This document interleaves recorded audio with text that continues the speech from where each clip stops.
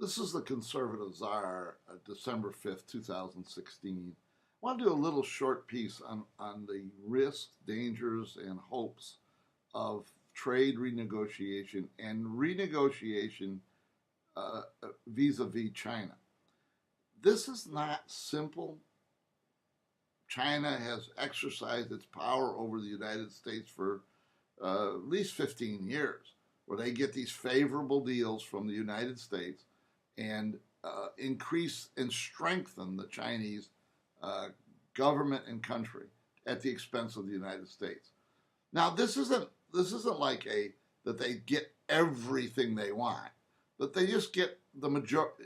They just have a better trade deal by 10 or 15 or 20% than the United States has. So it's not like this is giant. But when you start at the difference between a good trade policy and what we have today, it's moderately significant. It's just not a huge. It's not like we're being abused. It's slightly in the favor of the Chinese, and over the last 15 years, it's helped their government. The real problem here is some of these other issues. Taiwan, we just had that come up. North Korea. And what Donald Trump is really trying to do here is have a overriding negotiations with China where trade is the focus, but he's going to try to solve North Korea in this renegotiation with China. He's going to try to firm up what the issue is with Taiwan. He's going to ask the Chinese for a lot more than they've been willing to give. And this is not unreasonable. The Chinese have gotten away with marginal things for 15 years. And so it's not unreasonable what he is doing. But understand something. This is a communist dictatorship.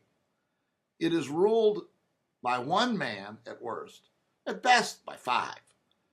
And so when Donald Trump enters into a negotiations with a dictatorship, it's all up to that dictator. It's all up to that guy or five guys. And they can do it. They can do irrational things. And one of the irrational things they can do is say, we're not going to give up anything, and we're going to fight to the hilt, and come no matter what the consequences, and including the potential for war. If you don't think the Chinese have as a sliver of what they intend to do in reaction to Trump, that they might go and provoke a war, you're wrong. I'm sure they're thinking about it. And we're talking about 1 to 5 guys that have got to make up the decision. And that unlike a democracy, those 5 guys could wake up with kind of a dream, and one day and say, well, we have to go to war. And they'll go to war because it doesn't have to be a rational basis for a dictator. It's all in their own heads. So this is not just a negotiation. This is a negotiation fraught with danger that requires the United States, if necessary, to go to the brink of war, and maybe war itself. When you're dealing with a communist dictatorship, it is not simple that they're going to act rationally.